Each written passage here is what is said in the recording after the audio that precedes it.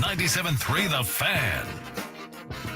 Hello and welcome into the Skraby Show for March 19th, 2025. Thank you to everybody for joining me, and thank you for joining us throughout the week out in Peoria. So I will talk a little bit about the trip in the next segment, but it was a fun trip overall. It was a good trip.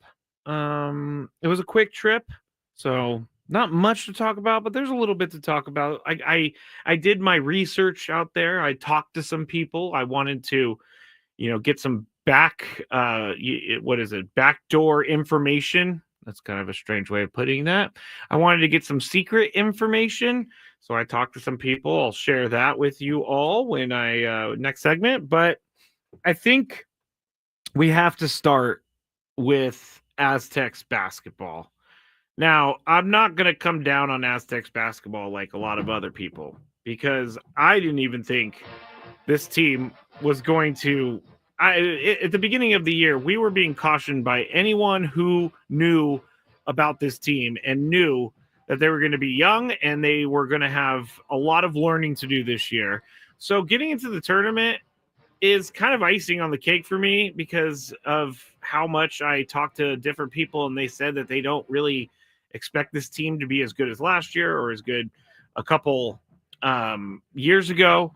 But I thought them getting into the tournament was a win in itself. And I know that's kind of a loser mentality, I guess, but they played a really, really good team. And listen, you can't win when you go 8 for 27 from three and the other team goes 14 for 24 from three. You can't win when you go 14 for 23 from the free throw line and the other team is 21 of 24 from the free throw line. Everything about last night's game was frustrating. And my daily gripe, I'm going to give a little preview. It's about like anticipation for big games. But last night's game was one of those where I left. I actually, name dropper, when I was packing up everything last night, Joe Musgrove walked by and I just, randomly said, hello, Joe. Or I said, what's up, Joe? And we got to talking for like a minute or two, nothing crazy. But we were both talking about how excited we were for the Aztecs game. So Joe's leaving excited to go watch the game. I'm leaving excited to go watch the game. And it was over from minute 3 into the game. 17 minutes left in the first half. Now, did I think that they were going to make a run at some point? Yeah, I did. But it never came, never happened. They started shooting a bunch of threes. They just went outside of their game. And I went through the play-by-play this morning because I was listening to the game as I was driving home yesterday. So I wasn't really paying attention to, play the actual play-by-play. But I did remember that in the beginning of the game, they looked kind of strong for a second. And then they settled into this, let's just shoot a bunch of three type of game. And I wasn't into it. So 18:35 left in the game. The game is left in the first half. Game's tied 2-2. BJ Davis steal. And then right down the court, 10 seconds later, Jared Coleman-Jones missed the three. Then Nick Boyd makes the three. And BJ Davis steals another ball. And then 4 seconds later, Nick Boyd misses a three. Then a minute later, Miles Bird steals the ball. And then Miles Bird misses a three 8 seconds later. And then you have a Jared Coleman-Jones. Let me start that over. Jared Coleman-Jones turnover at 15:50 left in the first half. RJ Davis goes down, makes a layup. North Carolina up 10-6. How did the Aztecs respond? Nick Boyd misses a three-pointer. So I felt like once they got away from trying to find better shots, I felt like it was over. And I know that people are saying this is the most embarrassing loss in the history of the program. I don't think it's the most embarrassing. Now, is it not? Is it one of those things that we're going to remember? Yeah, we'll remember this game and we'll remember how bad that they lost. But I don't know that we'll really be having bad thoughts about it years and years from now. I can't call this the most embarrassing loss because I didn't see the Aztecs throughout all those years when they were not very good.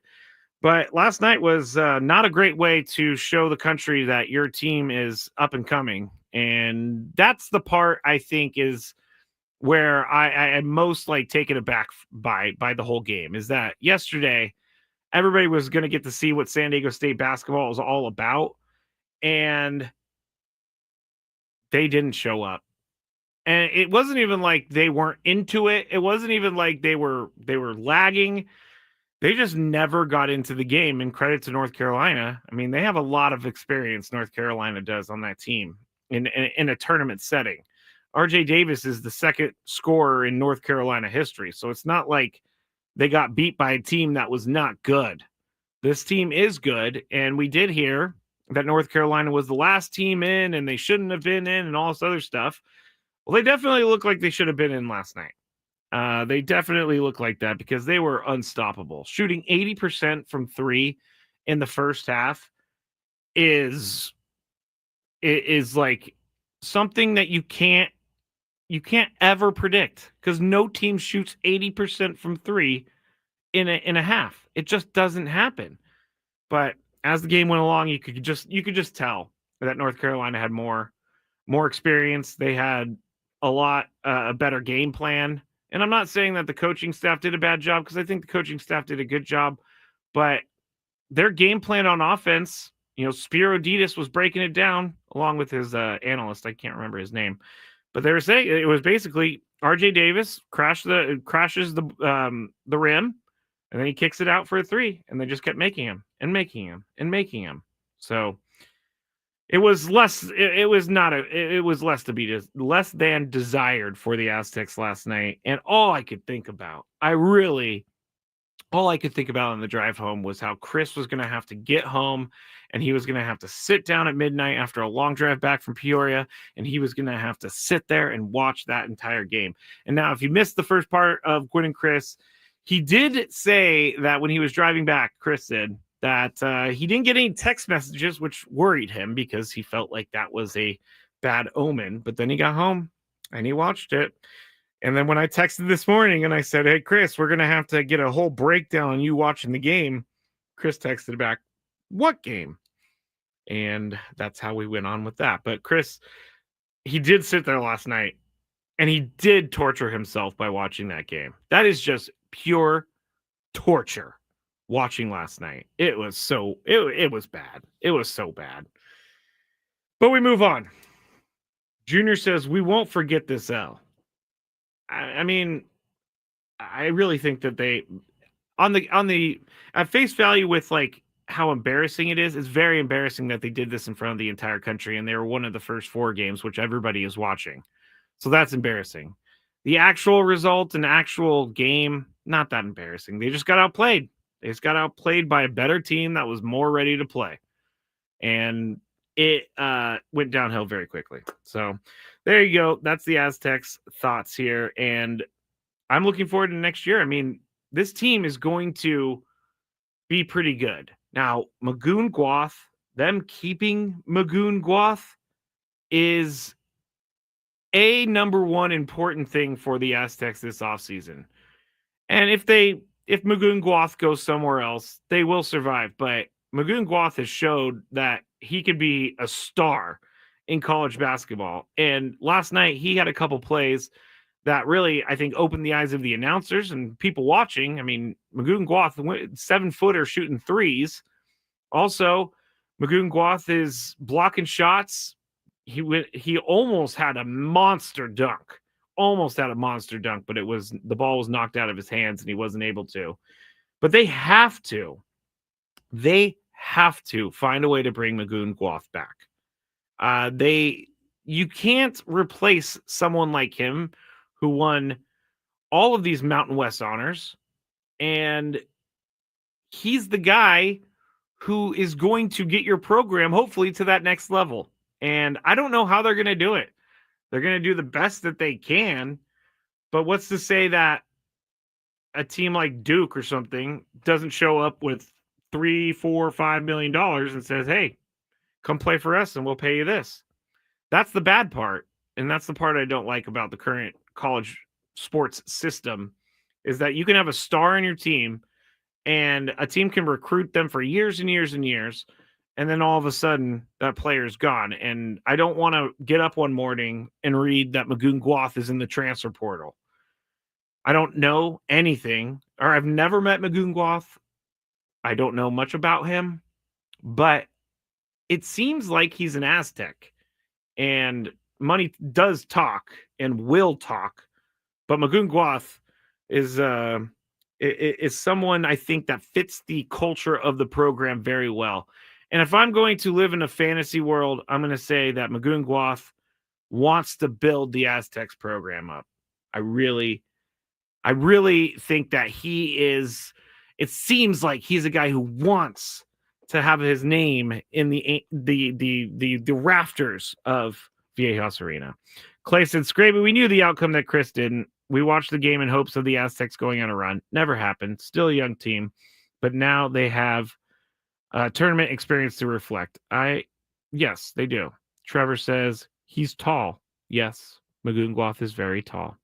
So we can move forward on the Aztec season after that. Look forward to UCSD men playing in the tournament.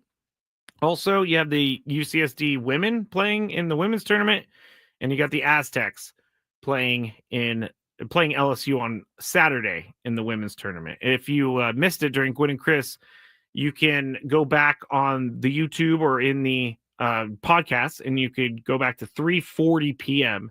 And that's when we had Kim Villalobos and Megan Fiso. Ooh, I hope I'm pronouncing that right. But they were in studio. They were awesome.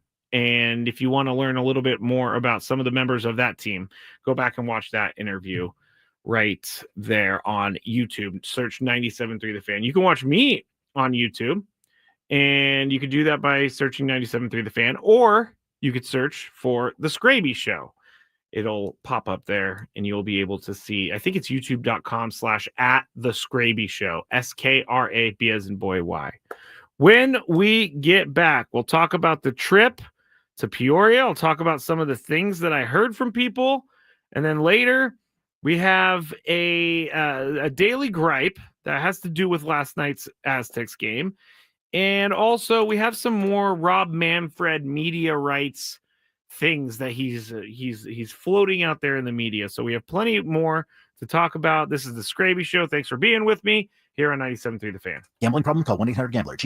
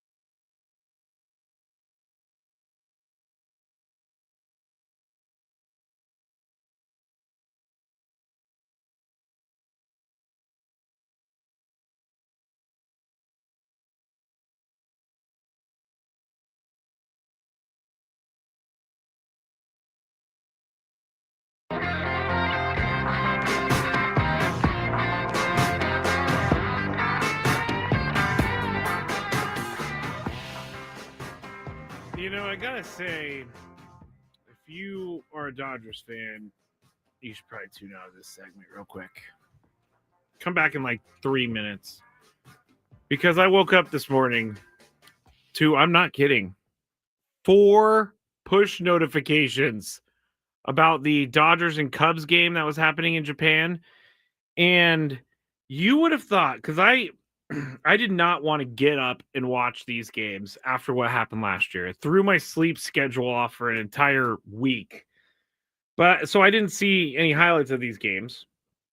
And I woke up this morning and my phone is just going off with push notifications about how the Dodgers won. The Dodgers start 2-0, 160 games for a undefeated record. I don't know that they do that with any other team. I don't know why.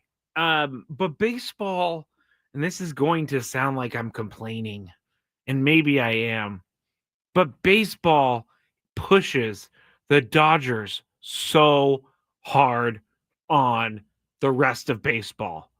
If you go to their social media accounts, all you see are Dodgers posts. And then it's sprinkled in there, a Bobby Witt Jr. post. But they're doing the wrong thing, I think. The Dodgers need no promotion whatsoever. They've got all the eyeballs that they need in the world on them and more.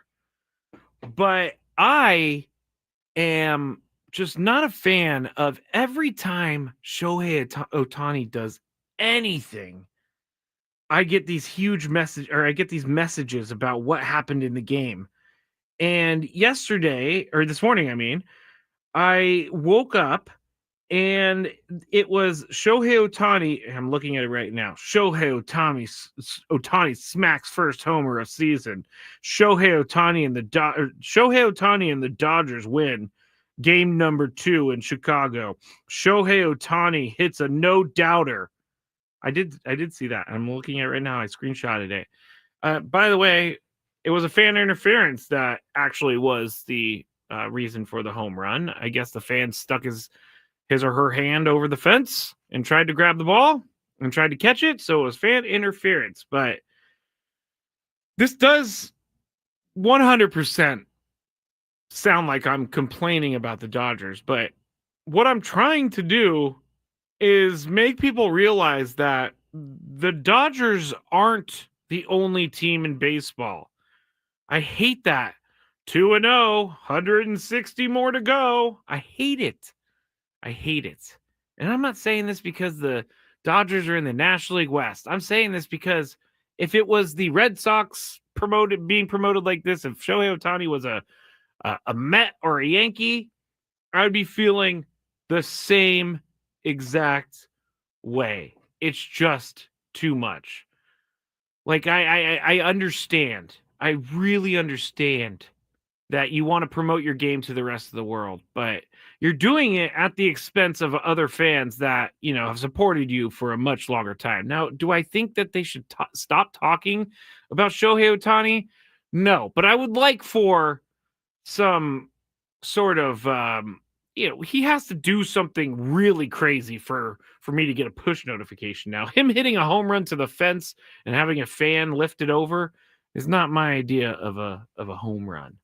But I was looking through my phone and I forgot I took that screenshot this morning and I saw it and I was just upset about it because I got home at 12:30, I think, last night. And I didn't fall asleep until like 2 a.m. or something like that. So, and then I woke up at 6:30 a.m. I am running on 4.5 hours, which is fine because it's kind of like punch drunk Skraby. But now I'm a little perturbed by the Dodgers coverage. I also just think the whole game in Japan to start the year is weird anyway. I said it yesterday. I know I sounded, like a get off my lawn guy, but I don't care. I don't. I don't care. This hour at 97.3 The Fan is brought to you by Staples. Your local Staples has hot deals and super low prices throughout the store on everything for your business. And right now at Staples, save up to $250 off your print order. Exclusions apply. Visit staples.com/print for details. Ends April 5th. Plus, save even more with the Easy Reward program at Staples. So, yeah, last night after the show, I got into the car and I started my way home. And the bad part about Phoenix is that the traffic is so terrible that I even like took my time cleaning up because I didn't really want to sit in that traffic. I just want to get in the car and go and not have to deal with bumper to bumper traffic. But I dealt with bumper to bumper traffic anyway. And as I was coming home, I have to say that uh it is extremely dangerous late at night on the roads, especially when people are sleepy, not even drunk. I'm pretty sure I saw a sleepy driver last night. And myself, there was a point where I was like an hour from home and my eyes were getting real heavy. And I was about to pull over, but I opened the windows and I played some Slipknot and boom, I made it home. But it was an easy drive back. The trip to Peoria was so fast, I feel like I never even went there, to be honest. It was incredibly fast. But it was a good one, and I'm glad that the station was able to send us out there. And I'm glad that we were able to talk with all the different players that we did. And while I was out there, I got to talk to some of the people that have been around this organization for the last 5-6 weeks, and there are more position battles. There are more battles than I think that we're really aware of. But obviously, the major ones, you have the bench for the Padres. I was talking to some people, and they don't know that this is going to happen, but they do think that Kyle Hart has shown enough to at least get an attempt at the fifth rotation spot. Um, I didn't see. We already know Adrian Morejon is going to be a reliever. We already know that we know that Randy Vasquez hasn't been pitching well in spring training. Johnny Brito's just not ready. Matt Waldron is injured. Yu Darvish is injured. So they're thinking that maybe Kyle Hart would have a good spot or a good shot at the fifth spot in the rotation. And Gavin Sheets has like bullied his way to the top of this list of who's going to make the team as a bench player or a DH.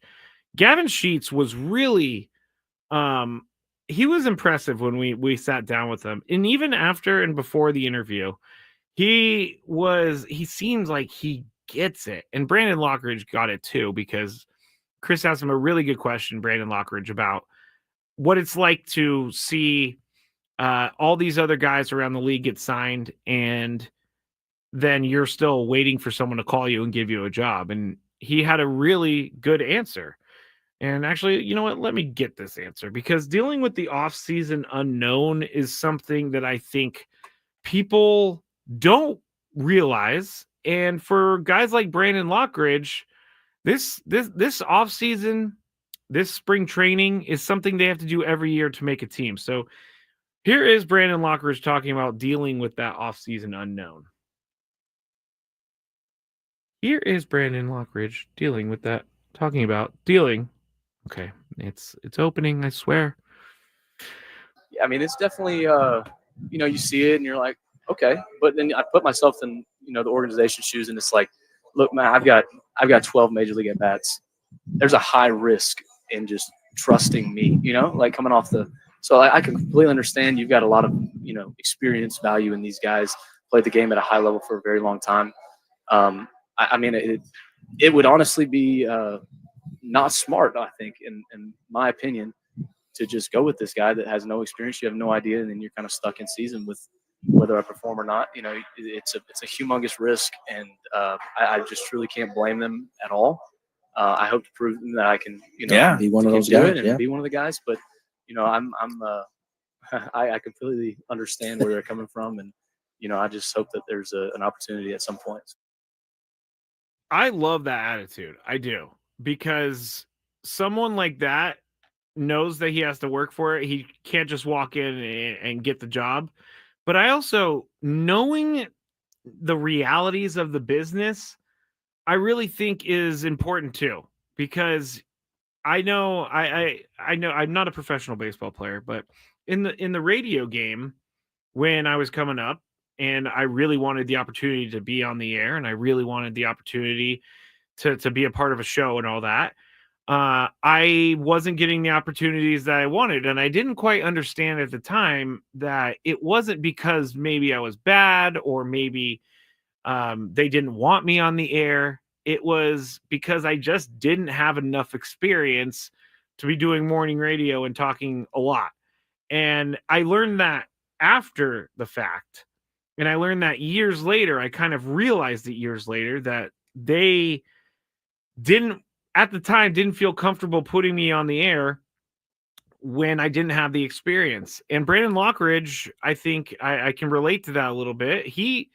I mean, this mindset of his is so open that I'm kind of surprised that he would not answer this way, because I appreciate the honest answer. But he says he understands it. He knows it's a big risk to take on him, so he's got to prove it. And I think that is the mindset, the proving it part, that is what separates professional athletes.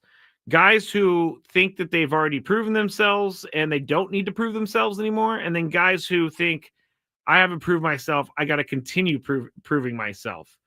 And I think Brandon Lockridge is one of those guys. But I was talking to someone else about Connor Joe, and Connor Joe was, when he was signed by the Padres, we all thought, okay, this is a perfect no-brainer. He's going to make the team. We don't have any questions about this. He's going to platoon in left field with Jason Hayward.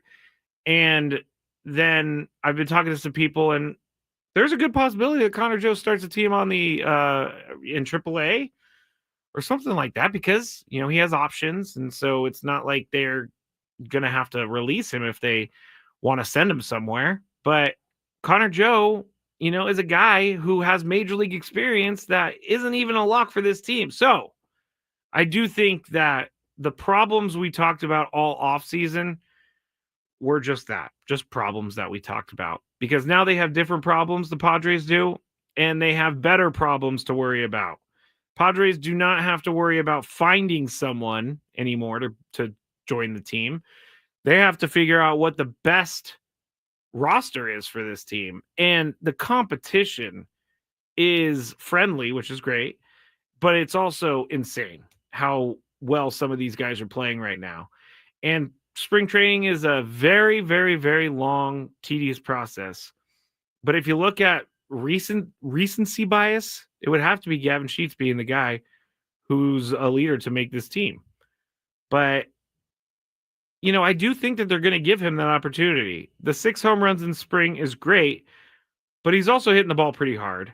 And they do need some sort of traditional type of DH, and it sounds like he's all right with being a traditional DH. And the what I'm seeing from this team, and what I took from everything that I heard and talked to people about when I was out there, was that this is best case scenario, because they have so many different ways they can go with the bench and the roster.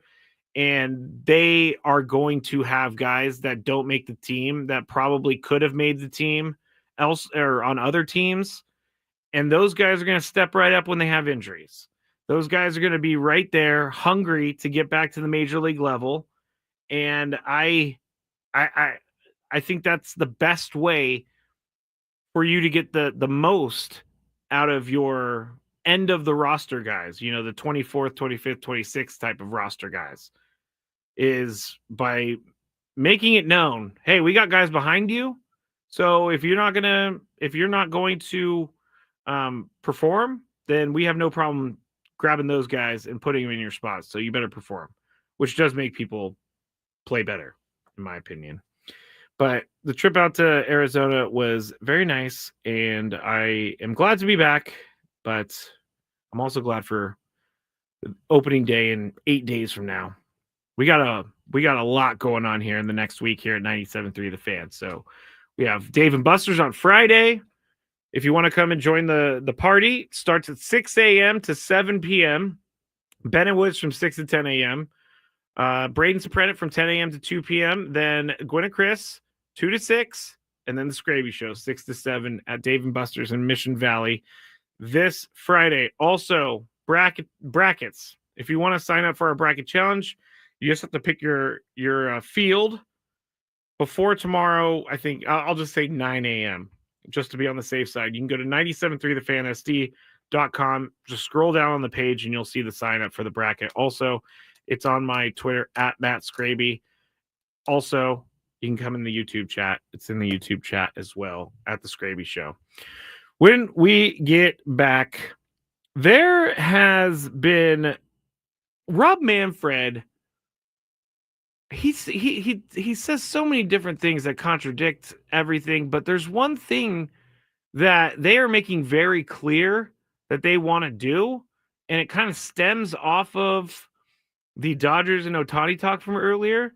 So I'm going to tell you what Rob Manfred thinks is going to be the best thing for his league in regards to media rights when we get back here on the Skraby Show on 97.3 The Fan. Quinn and Chris.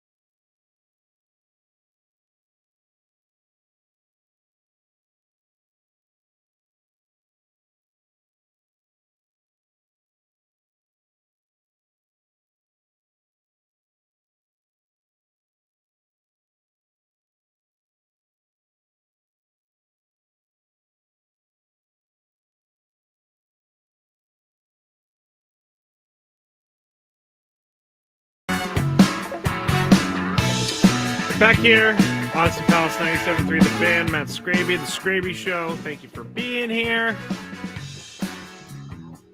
Tomorrow is going to be the day I think I'm going to feel the most tired. I don't know about everybody else, but I usually am okay the first day after, getting no sleep. And then it's the second day that's really tough. So tomorrow, I'm going to try to go to bed early tonight. We'll see. But I was, as I do get distracted during the break, I was actually reading about the astronauts that are back on Earth after being up there since June of 2024. I have to say, how in the world do you stay in space in a confined space since June of 2024? My anxiety is through the roof just thinking about that. I mean, okay, you're here on Earth, you're stuck in a house. At least you got a house and you can move around. In space, you can't go anywhere. You're literally stuck in the same little tube forever. Since June of 2024. This freaks me out. And they were only supposed to go, these astronauts were only supposed to go for 1 week. They planned a 1-week trip in June of 2024. And I guess the Boeing spaceship or whatever didn't make it there. Or it couldn't make it back. It was damaged. They said it was not something that it was damaged and they didn't want to risk anything with the astronauts coming back to Earth. So it took them, how many months is June? Let's count together. July, August, September, October, November, December, January, February, March. That was 9 months ago. They've been in there for 9 months. All right, I'll stop with that because still, that is crazy. Ugh, I'm sweating just thinking about it, everybody. All right, Rob Manfred. By the way, you're listening to The Skraby Show, 97.3 The Fan. Join us on YouTube at The Skraby Show or 97.3 The Fan. But Rob Manfred, his legacy is going to be these media contracts, these huge media rights deals that baseball's been trying to get done here. It's been kind of the wild, wild west here in the last couple of years. It's also been really frustrating to see. I think it was Diamond Sports. Diamond Sports is, I think they're to blame for a lot of this because they were the regional sports networks. They were Bally's. Diamond Sports took over, and so they were the parent company of Bally's. Anyway, long story short, they bought up a bunch of regional sports networks and then declared bankruptcy. And so those regional sports networks in certain cities weren't able to continue to go on. And so that's why it threw all of these, it threw the broadcast rights for teams and it threw it into flux a little bit, threw it into the air. But according to a new report by the Athletics' Evan Drellich, the league is considering doing something radical. And that would be to sell their media packages by bundling domestic and international broadcast rights to attract a tech company like Apple or Amazon that is more interested in marketing Major League Baseball on a global scale rather than exclusively to an American market. Rob Manfred told The Athletic, quote, "The explosion in popularity in Korea and Japan is going to create an opportunity to fundamentally change the way we sell our media rights. We've traditionally sold them in individual countries, and I think in 2028 they will be sold as part of an international package that will help us drive our media revenue in general." Now, I do know it's the smart move to want to go international and capture markets you haven't captured before. But how again, it's a smart business move, but this thought can't leave my head. How much money do you really need? They're already making so much money. I do not care, Rob Manfred, about the media rights package in international versus domestic. I think they're starting to do what the NFL did years ago, and the NFL keeps dipping their toe more and more in. But they're starting to make in my opinion, the American people secondary to international fans. And that's because they have already got us. But they need their new people. They need the people that are in Japan, in Korea, I don't know, in Europe, in the UK. I know Welsh Fryer, he is a fan of baseball, and he lives in Wales. I almost said something else, but I'm glad I said Wales. I don't like with the MLS. You have this Apple TV package that sure makes it easy for people to watch it everywhere, but it really does limit the amount of people that you're gonna expose your sport to. And when I was at the game on Saturday night, I was talking to someone about the media rights for MLS and how they're going to be under contract, I believe, for like the next 8 or 9 years, maybe even 10 years. And there's been rumblings that some owners in MLS they're actually kind of not angry, but they're frustrated with the TV package from MLS because they can't get to everyone, but they can get to everyone around the world. But that doesn't really help people here. MLS is supposedly an American league and they want American fans, but it seems like these sports really don't care about us anymore. They would much rather just have us keep spending our money. As I said, they know they got us. So why would they keep marketing to us? Why would they keep trying to get us in the stadium?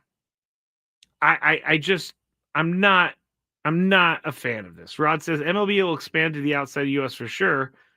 They should be looking for opportunities south of the border. I agree with that too. I think that makes more sense than putting games in Japan and Korea because at least we're in some sort of the same time zone. I don't know.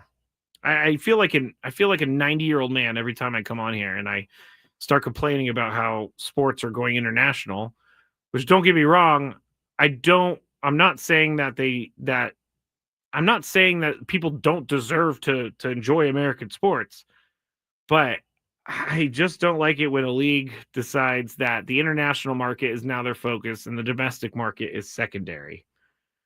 I don't think if they play more games in Japan and Korea, it's going to make Major League Baseball fans here in the States happy at all. Reckoner says it feels like pandering to an extent. That's a good call. That's actually a really good call, Reckoner, because they are kind of pandering. They see this opportunity with Shohei Ohtani and Roki Sasaki and Yamamoto, and they see that they have a whole country in Japan that is going to be a fan of the Dodgers, and then you got Korea with all the Korean players that are coming over from the KBO. They're just more focused on something else, and I need to accept it. I need to accept it because this is how it's going to be. And Amazon, if they want to bid on this, and Google and Apple and Netflix, like we're going to start getting our sports to the point where everything's behind a paywall. And then they're going to run commercials on top of it. It's just like, when does it stop? When does it stop? That's what I say. Jose says they also want to grow the WBC. Fine with that too. I like the WBC. That is the world's baseball game. The World Baseball Classic is the world's baseball game. Last time I checked, all of our teams are here in the States, in the 48 contiguous states. I don't know if people think I'm just constantly overdoing this. I don't know if people think I'm spot on. I don't know if people don't really care. I don't know if anyone's listening. No, I'm just kidding. I can see the Skrabinators on the chat, but it's just not for me. It's just not for me. Japan is baseball gaga with money. Yes, it is. It is baseball gaga with no money. But there's only really one team getting that money. Come on. It's the Dodgers. We're just going to continue to let the Dodgers make unlimited money. And now I am going into a direction where I'm just hating on the Dodgers because I'm upset at the moment. Okay. I'll get off of this because it's just going to continue. There's more and more and more news that's going to continue to make me angry. The other thing I wanted to get into before we get to the Daily Gripe, but no one wants Aaron Rodgers. No one wants him. The Steelers, I guess, have a contract out for him, and he hasn't decided yet. Steelers star Cam Hayward said he's over it. He doesn't want to deal with it. You either want to be a Steeler or you don't want to be a Steeler. So now they're writing articles about which network is going to pick up Aaron Rodgers to be their analyst. And the article I read said no network is going to pick him up because he is not, and this is according to the article, not likable. They even said, quote, he needs a complete image overhaul. And I agree with that. Do I think he would be a good analyst, though? I think he would. I think he would be really good because he's smart. He knows he's a very good communicator. People are going to either hate him or love him. There's going to be no middle. And I think that's exactly what they want is someone like that. Now, if he starts going off on his like tangents and starts saying Jimmy Kimmel was a part of the Jeffrey Epstein stuff, then, you know, that's why they don't want him. But I do think Aaron Rodgers would be pretty...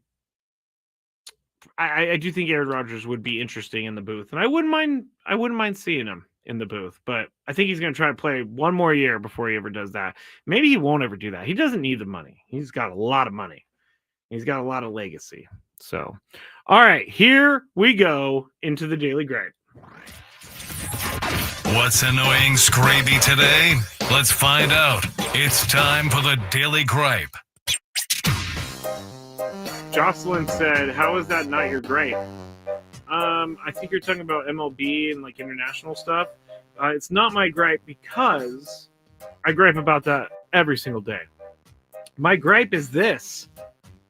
It is the anticipation for a game that ends up going terribly for you. Last night, I was so excited for this Aztecs game. And I kept thinking, oh, they're going to, what if they win? They're going to be back in the tournament, in like the main tournament. It's going to be great. And then they go out and they do what they did and go down by 40 at one point. That's the Daily Gripe, is the anticipation for the game being completely deflated about 5 minutes into the game because your team is getting their butt kicked. And that's what happened last night for the Aztecs. They got their butt kicked. It was not pretty. And I knew it was going to be bad. As soon as I saw them making a couple threes in a row, I was like, ugh, this is going to be terrible. This is going to be terrible, and I should just turn it off right now. I will tell you I did not turn it off. I kept listening to it as I was driving home, but then I finally turned it off with like 10 minutes left in the second half because, ugh. But yeah. So, anticipation for a game that ends up going terribly for you. Emma Key says, Game 4 of the NLDS last year. Yes. That was another one. Everybody knows that feeling. Just waiting for like a week or a couple days or just counting down the minutes until this game starts, and then boom, your team's done. Like 5 minutes into the game. That's the Daily Gripe. All right, I'm going to go home. I'm going to get some sleep, and I will be back with you tomorrow. It's going to be Tony and I for the first part. Chris is going to be flying to Louisiana, so he will join us when he gets there. But we still have a Skraby show tomorrow night. Also, Padres baseball on the station. But Ben and Woods starts at 6 a.m. Have a good night, everybody. Baseball.